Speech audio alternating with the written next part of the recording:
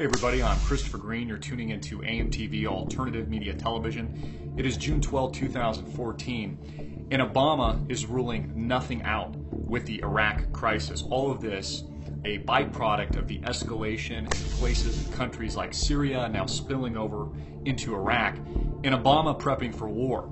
Again, Obama accusing Syria and Bashar al-Assad of stepping over a red line just a few months ago, making threats that he would invade, then doing nothing, and allowing this to spill over into a much worse conflict, now says that nothing is being ruled out regarding the Iraq crisis, threatening war in Iraq just a few short years since the American alleged withdrawal. We've been out of Iraq allegedly for 3 years, and 11 years after the U.S. invasion. Of course, Saddam Hussein, as Bush used to like to call him, Saddam, who's recently was captured and killed. All of this has only helped to destabilize the region. Now we have, according to the U.S. government and officials, Al-Qaeda groups and terror groups, jihadists, as President Barack Obama likes to call them, even though he releases them with the Bo Bergdahl scandal and gives, 5 for a single traitor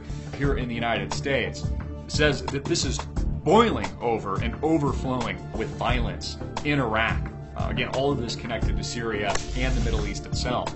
Here today, Obama says that Iraq is going to need more help, threatening military action. The United States threatening military action along with coalition forces. And remember, folks, this is the guy that said he's withdrawing troops. Remember that? He's going to withdraw out of Iraq and Afghanistan. Now he's about to go back to Iraq. That's how good of a job that the United States has done over the past decade or so destabilizing the region.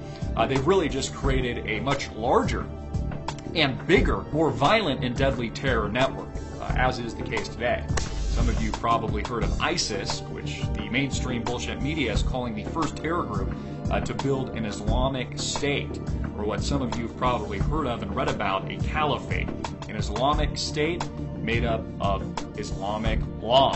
A lot of these people post the Saddam Hussein era generals and very high up military leadership was poached by ISIS after the U.S. invasion and the invasion by coalition forces. It has only, of course, strengthened these groups and strengthened these terror organizations, according to the Obama administration.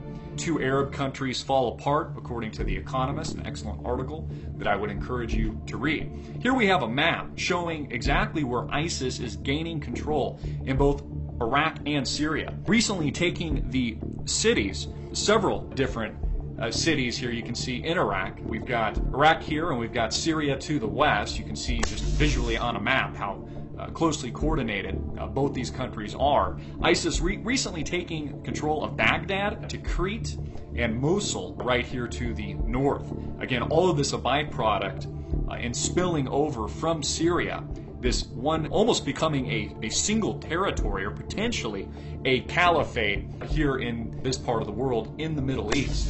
We have a much larger map here drawn of the Middle East. You can see here Libya, which also the United States was behind the ouster and murder of Muammar Gaddafi not too long ago, just to the west, here west of Egypt. And you can see where Iraq and Syria are positioned, how closely adjacent to Iran, also a well-known enemy to the United States, according to the Obama administration and Western interests. And of course, Israel smack right in the middle. Again, all of this getting much, much worse in recent months. President failing to act on his red line comments, and actually supporting members and groups of Al-Qaeda, including the Al-Nusra Front in Syria. Some of you remember this. This was first considered a conspiracy theory, but this is all now truth. It has been proven, even by the mainstream media, that the U.S. had secretly been backing rebel fighters linked with direct links to Al-Qaeda in Syria during much of that crisis several months ago. Groups like the Al-Nusra Front. This is from the Telegraph out of the United Kingdom.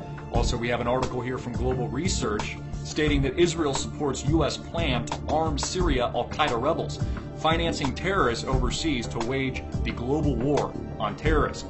War proof in the pudding. We also have the Washington Times, a U.S.-based media outlet, talking about how Obama armed al-Qaeda in Syria, groups like the al-Nusra Front, just a couple of months ago, that turned out to be responsible for the chemical warfare attack that killed innocent civilians, men, women, and children. Some of you remember the horrible and horror-filled images that were shown a few months ago as a propaganda tool for Obama to hopefully be able to gain American support for an invasion in Syria. All of that working against him and being later proven that not only was the Obama administration arming al-Qaeda itself, but the rebel fighters on the ground were responsible for the attack.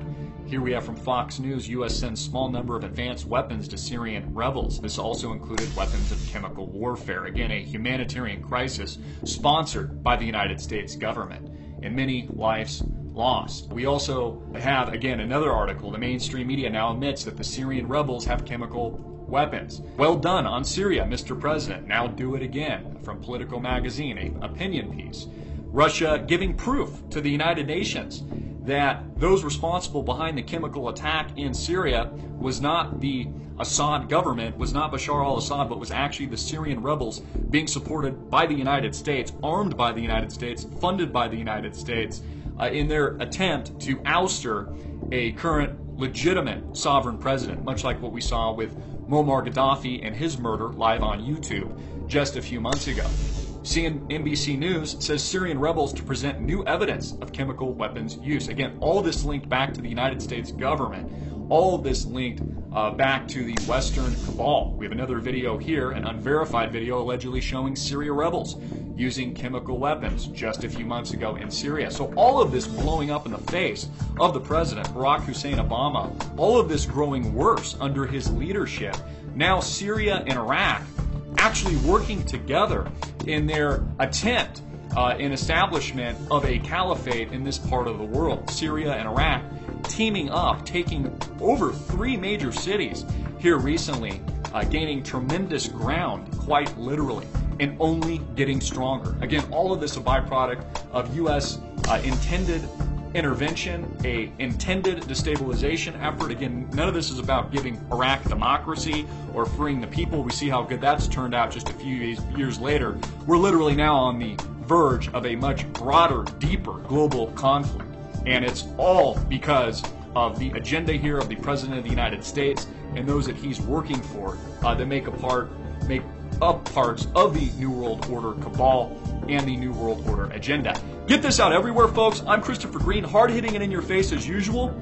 Click the link below to support our sponsor and share this video across your social media networks.